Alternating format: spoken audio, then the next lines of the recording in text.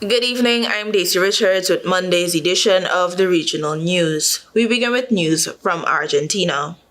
Argentines held a special mass and lit candles on Monday, mourning in shock for their countryman Pope Francis, who has died after battling serious illness in recent months.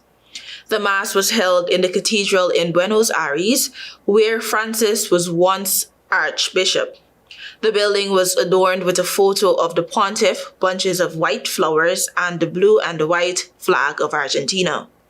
The government said there would be 7 days of mourning.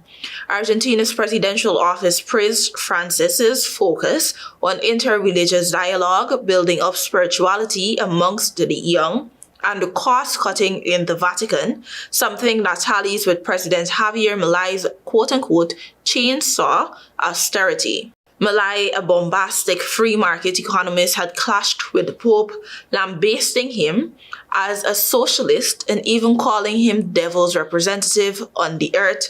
But once he took office at the end of 2023, he patched things up.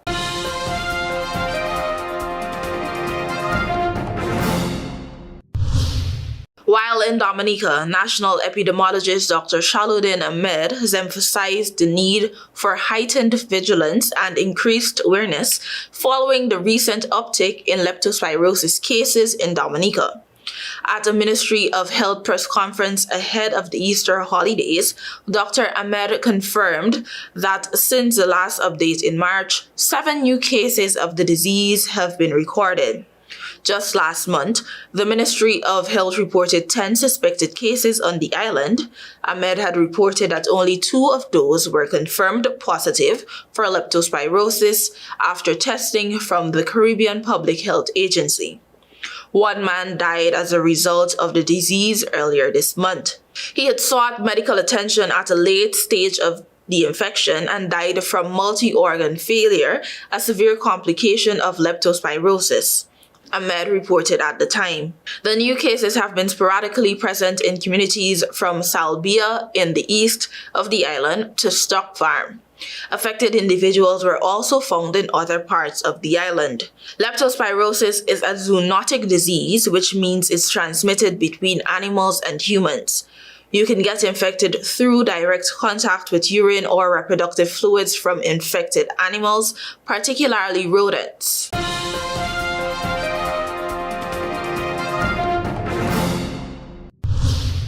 Finally, El Salvador President Nayib Bukele on Sunday proposed sending 252 Venezuelans deported from the U.S. and imprisoned in his country to Venezuela in exchange for taking quote-unquote political prisoners held by Venezuela.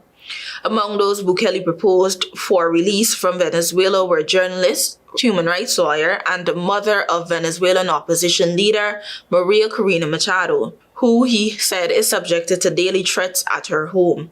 He also mentioned nearly 50 detainees of other nationalities, including U.S., German, and French citizens, as part of the proposed exchange. Bukele said his foreign ministry would formally present the proposal to the Venezuelan government through diplomatic channels. Last month, the administration of President Donald Trump deported at least 200 Venezuelans from the United States to El Salvador, accusing them of being members of the trendy Aragua criminal gang. The U.S. is paying El Salvador $6 million to detain the migrants in its high-security terrorism confinement center.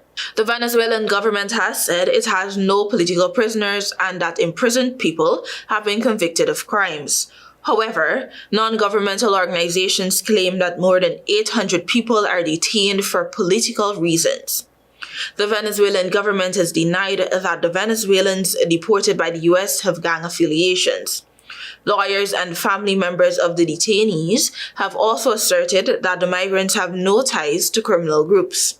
On Saturday, the U.S. Supreme Court temporarily blocked the Trump administration from deporting another group of Venezuelan migrants accused of gang ties under a rarely used wartime law, issuing a stay after the American Civil Liberties Union asked the court to intervene on an emergency basis. Thank you for watching. Do have a great rest of the week.